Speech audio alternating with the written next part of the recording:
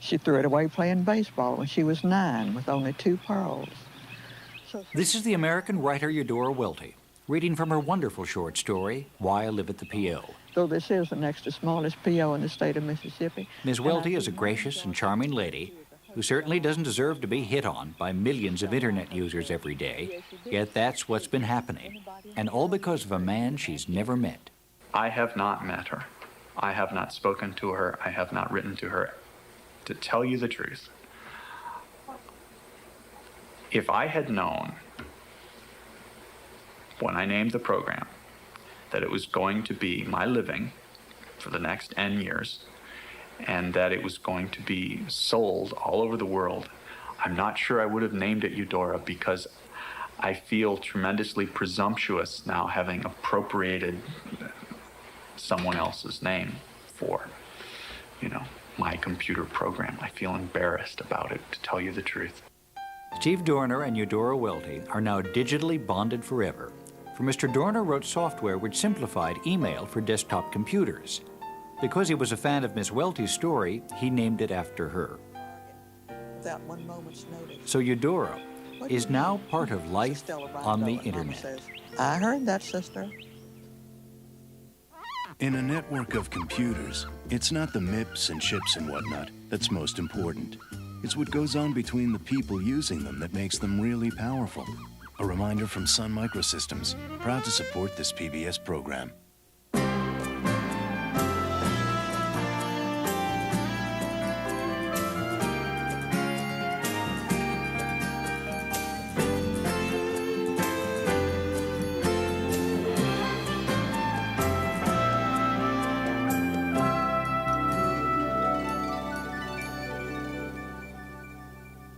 I'm Scott Simon. One day the huge flow of paper here may be much thinner. More and more people are sending electronic mail, email as it's now called. No paper, no postage, and so fast that email enthusiasts sometimes call conventional mail snail mail. The result, though, may not only use fewer stamps and less stationery, but actually produce more writing. Email is changing the way we communicate in our daily life on the internet. With a million new people joining the internet every week, email has become the most popular use of the system. And the more people who use it, the more people have a reason to join. Anyone with a basic desktop computer and a modem can now send or receive messages to and from an enormous worldwide community. And what is generally regarded as the product that simplified email was software known as Eudora, whose creator, and still one of its biggest fans, is Steve Dorner. It enables you to communicate with anybody anywhere in the world, regardless of time zones, regardless of airmail rates. I know people in Australia who I consider my friends, and maybe I never ever meet them, but I can have a conversation with them over email, even though we may not even be awake at the same time. As the internet originally unfolded, electronic mail usually existed only in universities, government departments, or large corporations, where mainframe computers could process it. Mr. Dorner's program helped change all that. Although he originally developed it for his university, it almost immediately found a home on the internet, for it was so simple to use that even those of us who didn't know a RAM from a megabyte were soon sending and receiving email as if born to it. And because it was all done over the internet, we were suddenly sending messages around the corner or all over the world, basically for no extra cost, while Steve Dorner was having the time of his life. My favorite days in programming Eudora when I was working for the university, and I would go into the office and read my morning mail, and someone would make a neat feature suggestion, and by the afternoon the feature would be in the program. That was a lot of fun. The process for a hacker, which is the process that I actually like to follow, is that we think about a problem. Gee, it takes too long to open the next message. How could I make that process faster? And we take a problem like that and we go off and try things out. We think about, gee, well, what could I do? Maybe if I were to read the message off the disk first. Maybe while the person is reading the message they're looking at, I could go off and read the next message off the disk, and then I'd have it all ready. And then we might just go code that and see what happens. And if that makes it faster, great, we've solved the problem. If not, well, we go off and try something else. Mr. Dorner is an innovator and entrepreneur born of the computer age. He works now for the Qualcomm Corporation, who licensed Eudora from the University of Illinois at Champaign-Urbana, where Mr. Dorner created it, bringing his problems home from the office and solving them in the bomb shelter beneath his house. But Steve Dorner's move into the business world didn't mean he'd become a model corporate citizen. He still sees himself less as a company man, more of a hacker. A lot of people in the computer industry are very offended by the public perception of a hacker as a computer criminal. I consider myself a hacker in the other sense, the non-criminal sense. I have no patience for the criminal sense. And then the other pole is the software engineer, which what you'll find is that practically everyone in the software industry claims as their title software engineer, even those of us who are really hackers. Fitting into the corporate mold doesn't seem to be a major priority with Mr. Dorner. But like any really good executive, he is still in touch with his customers. His email address is available on all versions of Eudora, and he still replies personally to the over 1,000 email messages he receives every week. It is tremendously gratifying to get all of this input from people all over the place. I love getting the suggestions. Now, that doesn't mean that I'm able to keep that in my mind all the time. And there are days when I see the same suggestion for the 14th time, especially if it's something that, because of my knowledge of the technology, I know is either impossible or unworkable.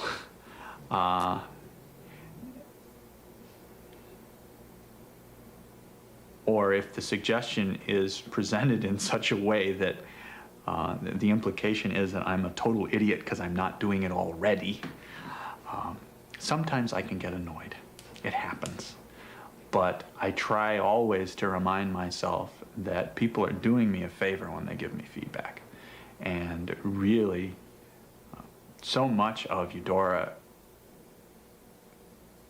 so much of what has gone into Eudora since 1.0 has been based on one user suggestion or the other, that I'm not the originator, probably, of most of the ideas in the program. But still a major question in Steve Dorner's email is why he called his program Eudora. It was in fact because when he was writing the program, he was immersed in the whole business of sending and receiving mail and felt as if he really was living at the post office. So I named the program after the author of Why I Live at the PO, Eudora Welty. It was a nice sounding name, Eudora. It was nice. It added some interest to the program. It gave people a little puzzle. Why is it called Eudora? I wish that I could say, well, Eudora Welty's stories changed my life, and that's why I named the program after. But it's not that deep.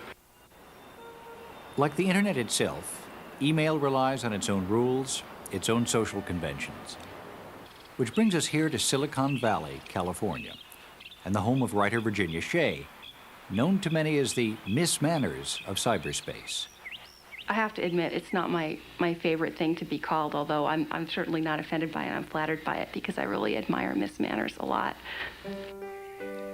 Virginia Shea has published a book on netiquette, a guide to proper manners on the internet, how to organize the place settings of cyberspace, which is the correct knife and fork to use when sending email, and how to use the proper combination of something called smileys. There's no tone of voice on the internet, which can get in the way of people being able to tell when you're joking and when you're serious. So the smileys help people figure that out. It's a little extra piece of information you can give them. When you're dealing with someone you don't know very well, or when you are going to say something that could be misconstrued or something, it may be appropriate to make it very clear to people with smileys or whatever else that, you know,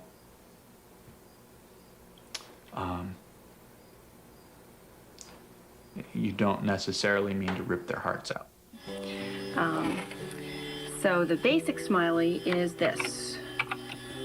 And that's, if you turn your head sideways, it's a little smiley face with the eyes, nose, and little smiling mouth. And then the frowning face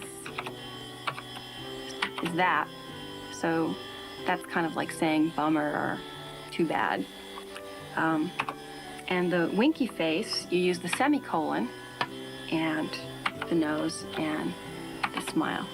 Those are probably the three basic ones. So you put the little wink in when you're being a little bit sarcastic or making a little joke, trying to be a little bit sly. What you need is a civil tongue and a thick skin. And both of those are required. To really make this medium function, people have to obey the laws of manners. I think it's totally ridiculous for the legal system to be involved here. I don't want to see people suing each other for harassment over email. I think this is an area of manners. You have to learn. Keep a civil tongue in your head. It's that simple. A thick skin and a civil tongue, and also a working knowledge of the proper composition and syntax of email. For example, to put something in italics, put asterisks around it. To underline something, for example, a book title, put underlines around it. And if you really want to shout, you can type in all caps, but don't do it too often. If you do shout too often on the net, there's a very good chance that you will be chastised for it. On the internet, it's called flaming. Flaming is interesting.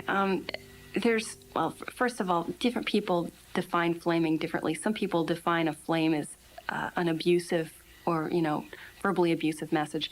I think of it more as just a message that's kind of overheated. So I think sometimes flames can be kind of appropriate if you're just expressing a strong opinion about something without necessarily offending anybody else. But a verbally abusive flame will just be very nasty in tone. Sometimes they'll be obscene, sometimes not. And they'll, refer to the person who is being flamed as clueless and idiotic and that kind of thing. And it's just, people can be very mean. And getting flamed is really incredibly unpleasant. I've been pretty lucky that way. I haven't gotten severely flamed yet, although, I'm sure it's going to happen sooner or later. Certainly the other thing that electronic mail does that is both a good thing and a bad thing is it frees people to a large extent from their inhibitions. If I'm embarrassed about the way I look, if I'm personally insecure, something about interacting over the net with your computer makes people think about this much, much less. I'm a good example of that. If you put me in a crowded room, chances are I'm going to go clam up. I'm going to go find a corner and sit there. If there's one person I know, I'll stick to that person like glue because I don't want to go meet all those people. I can't deal with it. On the other hand, I think absolutely nothing of broadcasting my ideas to a mailing list with thousands or millions of readers. Absolutely nothing about it. Doesn't bother me a bit. So in one way at least, his own software has liberated Steve Dorner, let him steer his own course in a digital ocean of information. In fact, by providing us all with simplified email, he's turned the whole business of computer communication on its ear. Eudora does everything normal mail does and more. You can get junk mail, you can get magazines, you can get bills immediately and with no envelopes piling up. And if you're interested in keeping up with what this young couple thinks is important, you can subscribe to their email newsletter called Tidbits. Adam and Tonya Engst live in a small house within walking distance of Lake Washington, where for at least 3 days a week they collaborate on their email newsletter. But although they work together, they actually prefer to work apart. Tonya works in her room.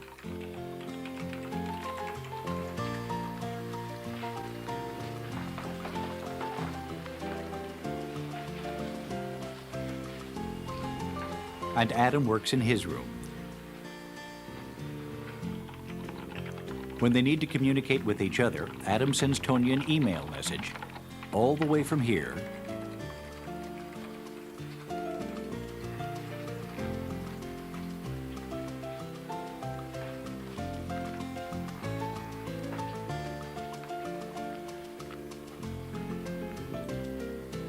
To here. If you have something you want the other person to specifically remember to do, it's a really good way to just put it in an email and then it's done and gone with, as opposed to, oh geez, I have to remember to get Tanya to do this for me, you know, she's got this file that I need or whatever. You never remember to do that when you're at the computer. They found that this helps keep down the arguments. They don't interrupt each other when they're working and therefore can put most of their energy into fighting about the one major dispute in their lives. Breakfast. Can't believe how she eats scrambled eggs. It's just like, incomprehensible. I like a very plain, simple breakfast. Adam likes a breakfast with more flavorings. Scrambled eggs with bacon and cheddar cheese and salsa on top. So. As well as writing bestsellers on starters kits for the internet or instruction books for Macintosh users, Tonya and Adam Engst, now in collaboration with their friend Jeff Duncan, publish a weekly email newsletter called Tidbits and manage not to fight too much about the process. We have occasional, minor editing arguments with, copy editing issues, whether or not US should have periods or if it's getting irritating to have the periods in there. How do you deal with that, Tonya? Well, she usually wins. Well, I took editing in college, so I'm usually right. And if I'm not technically right, I can usually think of a better reason for why I'm right anyhow. Tidbits goes out every Monday night by email to over 31,000 people, and another 110,000 readers get it in internet news groups. Tonya first came up with the idea when she worked as a student in the computer store at Cornell University in Ithaca, New York, where she wanted to write a weekly newsletter, keeping her and the rest of the staff up to date. So I thought, this is great. I'll do a little newsletter every week. I'll summarize what was talked about in some of the big trade publications like MacWeek and Byte, and I'll just pass it out. But at the time I was, and actually I still am, very concerned about ecology. And I thought, well, I'd have to do this on paper, and I'd have to print it out, and I'd probably print lots of drafts, and it would consume trees, and that would be bad. And that was about when I suggested, well, gee, why don't I do it in HyperCard? Because I was actually fairly into HyperCard at the time. And we'll distribute it for free on the internet, too. I mean, if we're doing this, we may as well, let other people take advantage of it, too, rather than these, 5 people at Cornell's computer store. So I thought that was a great idea. Tidbits has garnered quite a reputation for itself for providing useful, eclectic information for people interested in net technology. And email has given it both an audience and a distribution system. If you're a writer, you want to get your work published in the traditional sense, forget it. It doesn't happen. Publishers don't take new writers. The number of people with a novel in the drawer are just tremendous. With the internet, you can just send your novel out over the wires and people can read it. Tidbits became one of the first newsletters to claim a space on the internet, but neither of them thought it would turn into a profession. Yet today, some 5 years later, the Engsts are preparing issue number 292, which will be emailed around the world on Monday night so that on Tuesday morning, its readers will wake up to tidbits in their electronic mailboxes. Although they like to specialize in Macintosh news, Tidbits will contain whatever Tonya and Adam and Jeff think is interesting this week. Copies allows you to continue working in Tidbits is an electronic newsletter. It is a very specific size. It's 30,000 characters of text. We don't deal with file size or number of words or number of pages, specifically characters, because it's online. You care about how long the download is, not how many pages you're going to be reading. But just to give an idea, if you did print it out, it would be 4 to 6 pages, 8.5 by 11, printed out text. They finance Tidbits by charging sponsors $625 a month, although when they started, advertising was not a popular concept among net purists. At the time, the concept of advertising on the internet was a major forbidden thing. And so we were very, very careful in the ways that we worded things. That's one reason why we always called it sponsorship. I mean, there isn't that much of a difference between advertising and sponsorship. It's mostly a semantic difference. But we were always very careful to say, hey, sponsorship rather than advertising. We were always very careful to push hard for the companies to provide useful information to their, look, people want, commercial information is not necessarily useless. Like one of our longest term sponsor, they sell hard drives basically. And their price list changes mostly weekly.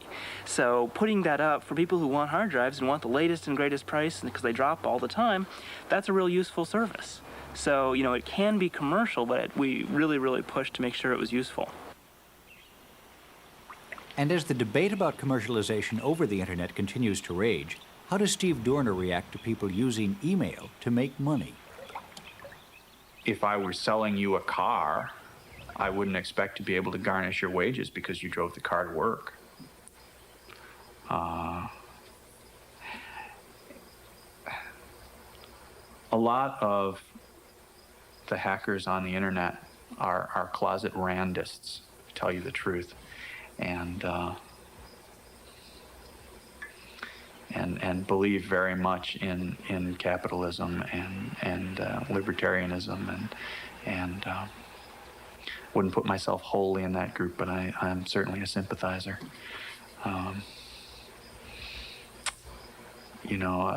I don't think there's anything bad about making money. And if people can use the net for it, great. Even with Steve Dorner's blessing, Tidbits probably isn't going to make the Inks immensely rich. But their books have been selling really well. Adam's Starter Kit to the internet has sold almost 500,000 copies. And now, as if they're not busy enough, the Inks are in the process of buying a new house. And of course, they're finding ways to use email in the process.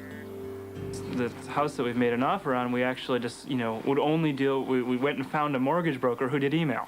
And it's been great. He's been wonderful because for a mortgage broker, you're basically just asking silly questions. Like, can we do this? Can we do that? And you don't need an immediate answer. You don't need to know yesterday. And this guy's been good about reading his mail once a day. And that's all we needed. So email is helping Adam and Tonya buy and pay for their new house, prepare about 5 internet book projects, receive and answer 150 messages a day, and ship out yet another issue of Tidbits. Whether they know it or not, Steve Dorner's Eudora is playing a big part in their lives. Yet Mr. Dorner still manages to stay away from the office, pondering and tinkering with his creation, secure in his place as a major contributor to life on the internet. This whole experience has been fun. It's tremendously gratifying to have people all over the world using your product and liking it. I like to tell people whenever they ask me how long I want to work on Eudora or whatever else, the standard answer is forever, and they're often taken aback by that, and I usually have to explain to them, well, as far as I'm concerned, in this industry, forever means 3 years. Because 3 years from now, things can be totally different. So in some ways, the Eudora has been going for more than twice forever, which I think is great.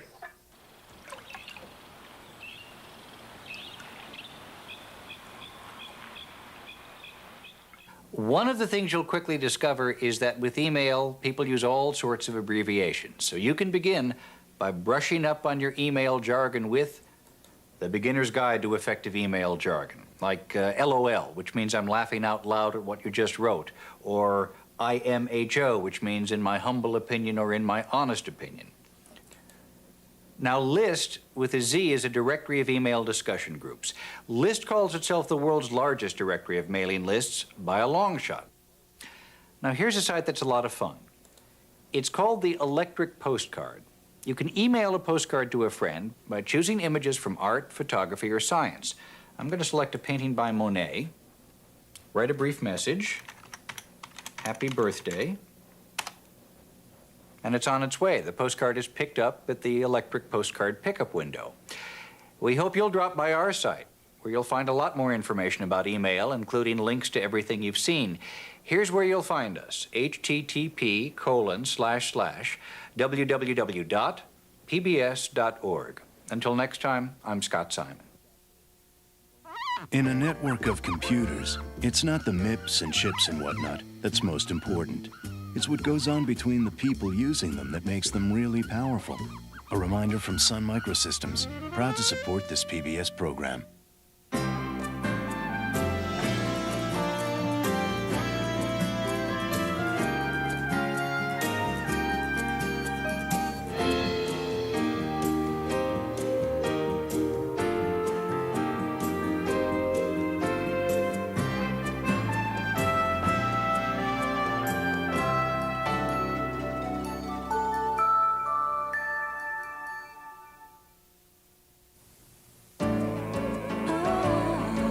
This is PBS.